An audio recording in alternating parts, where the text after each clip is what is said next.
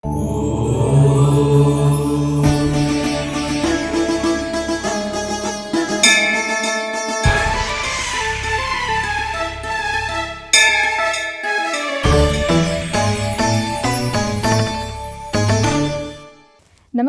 ETV life ఆధ్యాత్మిక channel తీర్థయాత్ర కార్యక్రమానికి స్వాగతం.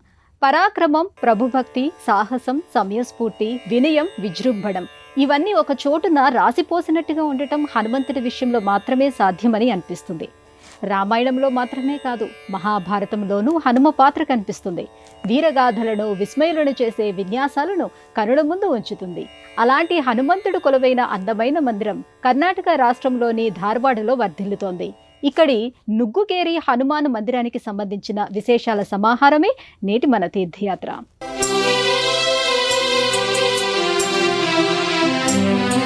ప్రసన్నాంగరాగం ప్రభాకాంచనాంగం జగద్భీతి శౌర్యం తుషారాద్రిధైర్యం తృణీభూతహేతిం రణోద్యద్విభూతిం భజే వాయుపుత్రం పవిత్రాప్తమిత్రం. భజే వాయుపుత్రం భజే వాయుపుత్రం భజే వాయుపుత్రం భజే వాయుపుత్రం. హనుమంతుడు వాయుపుత్రుడు, శ్రీరాముడి భక్తుడు, శివాంశ సంభూతుడు, సూర్య భగవానుడి దగ్గర శాస్త్రాలను అభ్యసించినవాడు, బ్రహ్మాది దేవతల నుంచి వరాలను పొందినవాడు. దాస్య భక్తికి నిలువెత్తు నిదర్శనమైన హనుమంతుడు తన పాదాలను ఆశ్రయించిన వారికి అభయాన్ని అందిస్తూ అనేక ప్రదేశాలలో కొలువయ్యాడు. అశేష భక్త జనావాడిచే నిత్య నీరాజనాలు అందుకుంటున్నాడు. ఆ స్వామి నివాస స్థానాలుగా నీరాజనాలు అందుకుంటున్న పవిత్రమైన ప్రదేశాలలో ధార్వాడ్ ఒకటి.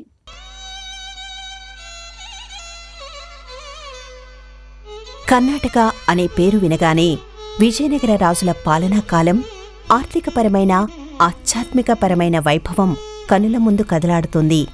రాయలవారి కాలంలో ఆస్థాన పండితుడిగా ఉన్న వ్యాసరాయలవారు నిర్మించిన హనుమ ఆలయాలు మనసులో మెదులుతుంటాయి.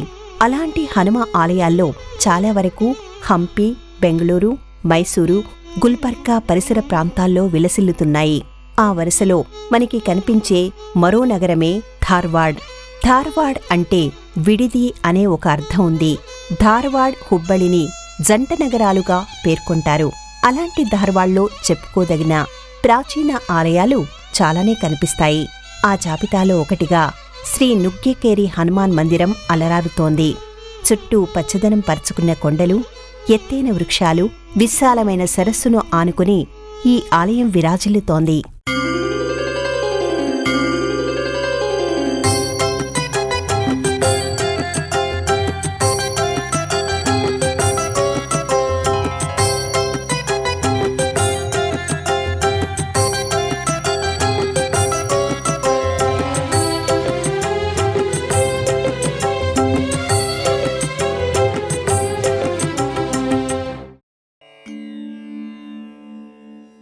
అందమైన ప్రకృతి ఆహ్లాదాన్ని వెదజల్లుతుండగా, అన్ని వైపుల నుంచి ప్రశాంతత పలకరిస్తూ ఉండగా, నుగ్గికేరి సరస్సుపై నుంచి వీచే చల్లని గాలి సేద తీరుస్తూ ఉంటుంది.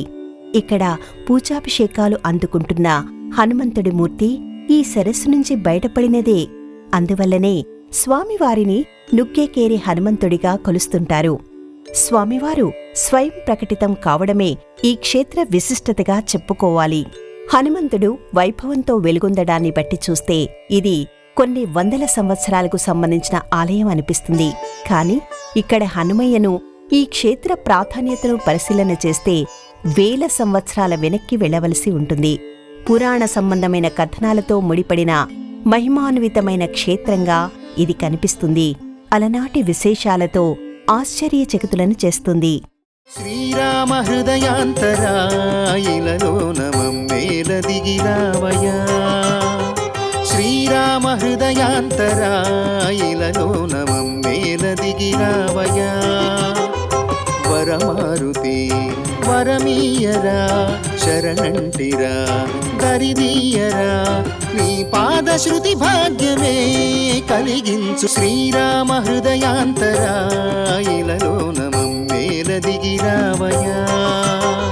శ్రీ శ్రీరామ హృదయాంతరా ఇలలోన మమ్మేల దిగిరావయా. హనుమ ఎక్కడ ఉంటే అక్కడ సకల దేవతలు నివసిస్తారు.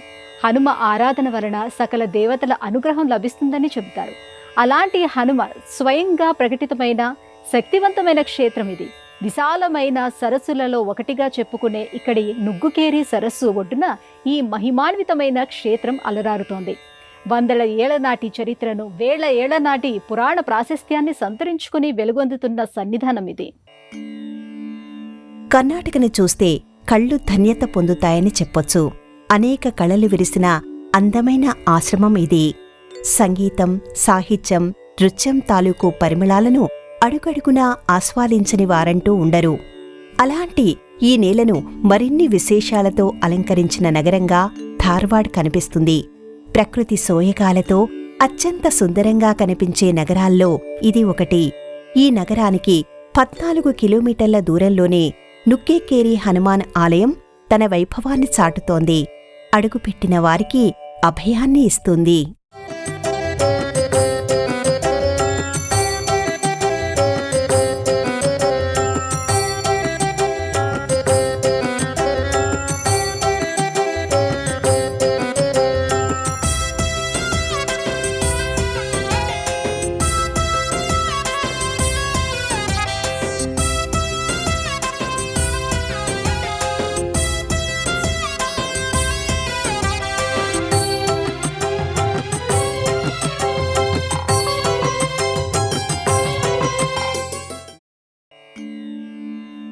నదిని తలపించే సరస్సు ఒడ్డునే ఈ ఆలయం విలసిల్లుతోంది. పచ్చదనాన్ని హారంగా ధరించినట్టుగా కనిపించే ఈ సరస్సు నుంచే స్వామివారి మూర్తి వెలుగు చూడడం వల్ల ఈ సరస్సు ఎంతో పవిత్రతను సంతరించుకొని కనిపిస్తుంది. ఈ సరస్సులోని జలాలు మహిమాన్వితమైనవనే మాట వినిపిస్తూ ఉంటుంది. అలాంటి ఈ సరస్సు ఒడ్డునే గల విశాలమైన ప్రదేశంలో స్వామివారికి ఆలయాన్ని నిర్మించారు. మనోహరమైన ఈ క్షేత్రంలో అడుగుపెట్టిన వారెవరూ ఆ జ్ఞాపకాల నుంచి అంత తొందరగా బయటపడలేరు. పొడవైన ప్రాకారాలు, కుదురైన ప్రవేశద్వారాన్ని కలిగిన ఈ ఆలయం అడుగడుగునా హనుమ అనుగ్రహాన్ని నింపుకొని కనిపిస్తుంది. గర్భాలయానికి ఎదురుగా ఆలయ ప్రాంగణంలో రావిచెట్టు దర్శనమిస్తుంది. రావిచెట్టు ఆకుల గలగలలు హనుమనామాన్ని స్మరిస్తున్న భావన కలుగుతుంది. భక్తులు రావిచెట్టుకు నమస్కరించుకొని స్వామివారి సన్నిధి దిశగా కదులుతారు. విశాలమైన హాలుకి గర్భాలయం జోడించబడి ఉంటుంది. గాలి వెలుతురు పుష్కలంగా ఉండేలా చేసిన నిర్మాణమిది. ఇరువైపులా ఏర్పాటు చేసిన క్యూలైన్ల ద్వారా భక్తులు స్వామివారి సన్నిధికి సమీపంగా చేరుకుంటారు.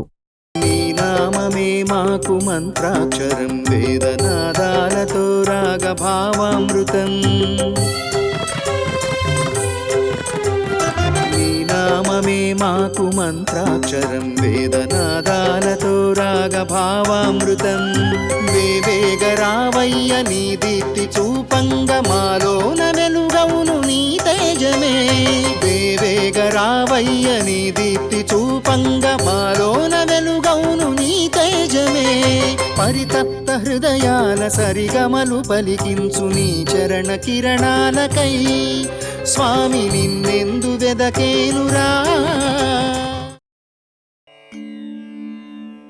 లోపలి ప్రాకార మండపాలను ప్రదక్షిణా మార్గం కలిగిన ఈ ఆలయంలో హనుమంతుడు ఒక శిలపై మూర్తి రూపంగా ఆవిష్కృతమై కనిపిస్తాడు. ప్రాచీన కాలంలో హనుమంతుడు శిల నుంచి వేరు చేయబడిన శిల్పంలా కాకుండా విశాలమైన పొడవైన శిలాఫలకంపై ఒక ముద్రగా దర్శనమిస్తూ ఉండేవాడు. అలా ఇక్కడ కూడా స్వామివారు ఒక చిత్రమైన ముద్రలో కనిపిస్తారు. నామాలు, మీసాలు, పొడవైన వాలమ్ముతో భక్తులకు నయనానందాన్ని కలిగిస్తూ ఉంటాడు. అనునిత్యం వివిధ రకాల పూల మాలికలతో స్వామివారిని అలంకరిస్తూ ఉంటారు. అత్యంత భక్తి శ్రద్ధలతో సేవిస్తూ ఉంటారు.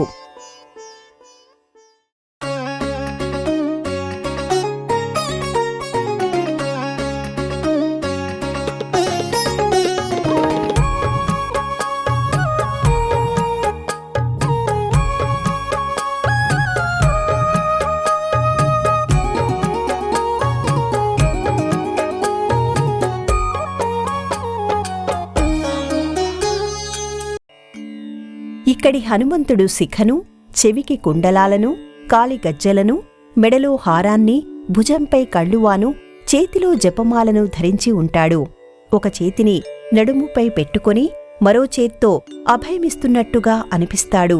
స్వామివారి నేత్రాలను చూస్తేనే వీరత్వము, ధీరత్వము, గంభీరత్వము కనిపిస్తాయి. ప్రతి మంగళా శనివారాల్లో స్వామివారికి జరిగే అభిషేకాలు, అలంకరణలు చూసి తీరవలసిందే. పూర్తిగా పుష్పాలతో స్వామివారి మూర్తిని తీర్చిదిద్దే అలంకార విశేషం ఔరా అనిపించక మానదు. సురుచిర హృదయుడు శ్రీ హనుమంతుడు, శుభములు గూర్చెడి ధీరుడు. సురుచిర హృదయుడు శ్రీ హనుమంతుడు, శుభములు గూర్చెడి ధీరుడు. శ్రీరామచరితన రక్తిని గొలిపే, శ్రీరామచరితన రక్తిని గొలిపే, సుందరకాండకు స్ఫూర్తి అతడు, సుందరకాండకు స్ఫూర్తి అతడు. సురుచిర హృదయుడు శ్రీ హనుమంతుడు, శుభములు గూర్చెడి ధీరుడు. ఇక్కడి ఆలయం ఓ మాదిరిగా అనిపిస్తుంది. ఇక్కడి హనుమంతుడు సాధారణ శిలామూర్తిగా కనిపిస్తాడు. అయితే కాస్త లోతుగా పరిశీలన చేస్తే జనమేజయుడు ఇక్కడి స్వామివారిని తొలిసారిగా ప్రతిష్ఠించగా వ్యాసరాయల వారు పునఃప్రతిష్ఠ చేసినట్టుగా స్థల పురాణం చెబుతుంది. అందుకు సంబంధించిన కారణాలు, ఘట్టాలు ఆసక్తిని రేకెత్తిస్తాయి. ఆధ్యాత్మిక చింతనతో స్వామివారి సన్నిధిలో నిలిచేలా చేస్తాయి. పరీక్షిత్తు మహారాజు శమీక మహర్షిని అవమానించి ఆయన కుమారుడైన శృంగి శాపానికి గురవుతాడు. ఆ శాపం కారణంగా పరీక్షిత్తు తక్షకుడు అనే సర్పం కారణంగా మరణిస్తాడు. దాంతో పరీక్షిత్తు మహారాజు కుమారుడైన జనమేజయుడు ఆగ్రహించి సర్పజాతిని అంతమొందించాలనే ఉద్దేశంతో సర్పయాగం నిర్వహిస్తాడు. ఆ యాగంలో అనేక సర్పాలు ఆహుతి అవుతాయి. అయితే ఆ తర్వాత ఆయన చాలా బాధపడతాడు. ఆ దోషం నుంచి బయటపడాలని భావిస్తాడు. ఆ విషయాన్ని గురించి ఆయన ఆస్థాన గురువుల సూచనలను అడుగుతాడు. చేసిన పాపం నుంచి విముక్తిని పొందడానికి మార్గం చెప్పమని కోరతాడు. హనుమమూర్తిని ప్రతిష్ఠించడం వల్ల ఈ పాపం నుంచి బయటపడొచ్చని వారు చెబుతారు. మహర్షుల సూచన మేరకు ఆయన ఈ ప్రదేశంలో హనుమమూర్తిని ప్రతిష్ఠించి పూజిస్తాడు. అలా జనమేజయుడి చేత తొలి పూజలో అందుకున్న హనుమయ్యగా చెబుతారు. ఆ తర్వాత కాలంలో ఈ ప్రాంతానికి చెందిన జానపదులు స్వామివారిని సేవిస్తూ వెళ్లారు. ఆంజనేయ అనిలజ హనుమంత, ఆంజనేయ అనిలజ హనుమంత, శ్రీ ఆంజనేయ అనిలజ హనుమంత, శ్రీ ఆంజనేయ అనిలజ హనుమంతాని.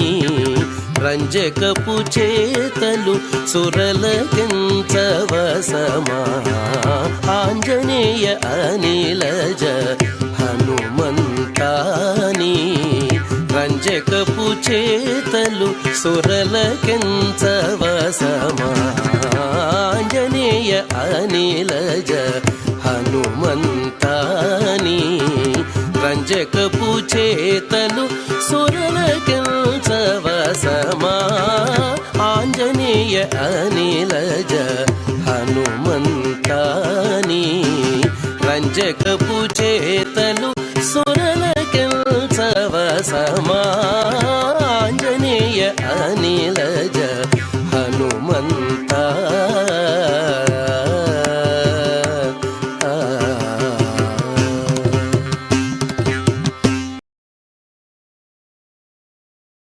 కాలక్రమంలో హనుమంతుడి మూర్తి అంతర్హితమైపోతుంది. ఇక్కడ ఒక హనుమశిల ఉండేదనే విషయం కూడా ఎవరికీ తెలియదు.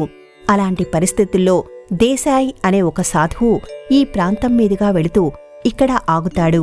అప్పట్లో ఈ ప్రాంతమంతా దట్టమైన అడవిగా ఉండేది. ఒక చెట్టు కింద విశ్రమించిన సాధువుకి స్వామివారు స్వప్నంలో కనిపించి తాను ఇక్కడి సరస్సులో ఉన్నానని చెబుతాడు. తనని వెలికితీసి ఆరాధించమని, నిత్యపూజలు జరిగేలా చూడమని ఆదేశిస్తాడు. దేశాయ్ హనుమ ఆదేశాన్ని అక్షరాలా ఆచరణలో పెడతాడు. స్వామివారికి ఒక చిన్నపాటి మందిరాన్ని నిర్మిస్తాడు. అలా కొన్నేళ్లు గడిచిపోయిన తర్వాత ఈ క్షేత్రాన్ని వ్యాసరాయల వారు దర్శిస్తారు. వ్యాసరాయల వారినే వ్యాసతీర్థులు అని కూడా పిలుస్తారు. సాక్షాత్తు ప్రహ్లాదుడి అంశగా చెబుతారు. అలాంటి వ్యాసరాయల వారు రాయలవారి రాజగురువుగా ఉన్నారు. విజయనగర సామ్రాజ్య రక్షణ కోసం, రాయలవారి క్షేమం కోసం ఆయన ఎంతో కృషి చేశారు. ఇక అప్పట్లో ఆధ్యాత్మిక పరంగా కర్ణాటకను ప్రభావితం చేయడంలో ఆయన కీలకమైన పాత్రను పోషించారు. ఆ క్రమంలో ఆయన కొన్ని వందల హనుమ ఆలయాలను నిర్మిస్తూ వెళ్లారు. అలాంటి వ్యాసరాయల వారు ఈ క్షేత్రంలో అడుగుపెట్టారు. ఈ క్షేత్ర మహత్యం గురించి ఆయనకు అర్థమైపోతుంది. దాంతో ఆయన ఇక్కడి స్వామివారిని బలభీమ హనుమ పేరుతో పునఃప్రతిష్ఠ చేశారు. అప్పటినుంచి ఈ క్షేత్రానికి మరింత ఆదరణ పెరుగుతూ వచ్చిందని అంటారు.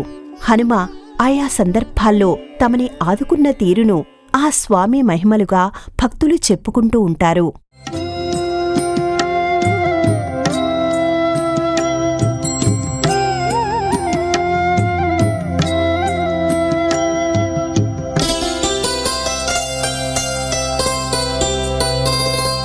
భజే పావనం భావనానిత్యవాసం భజే బాలభాను ప్రభాచారుభాసం భజే చంద్రికాకుండమందారహాసం భజే సంతతం రామభూపాలదాసం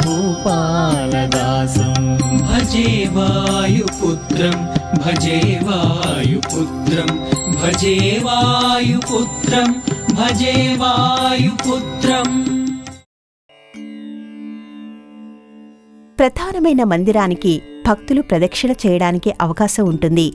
గర్భాలయ గోడలపై ఒకవైపున శ్రీరాముడు, మరోవైపున శ్రీకృష్ణుడి రూపాలను ఆవిష్కరించారు. గర్భాలయ వెనుక గోడపై హనుమంతుడి నిలువెత్తు మూర్తిని మలిచారు. ఈ మూర్తి సన్నిధిలో ఎర్రని దారాలు వేళ్లాడుతూ కనిపిస్తాయి. తమ మనసులోని కోరికలను స్వామివారికి చెప్పుకొని ఎరుపు దారాన్ని ఇక్కడ ఇలా కట్టడం వల్ల ఆ కోరిక తప్పకుండా తీరుతుందని బలంగా విశ్వసిస్తూ ఉంటారు. ఉత్సాహభరితమైన ప్రయాణం, ఉల్లాసభరితమైన వాతావరణం ఈ ఆలయాన్ని మర్చిపోనీయకుండా చేస్తూ ఉంటాయి. మళ్లీ మళ్లీ దర్శించాలనే ఆలోచనను కలిగిస్తూ ఉంటాయి.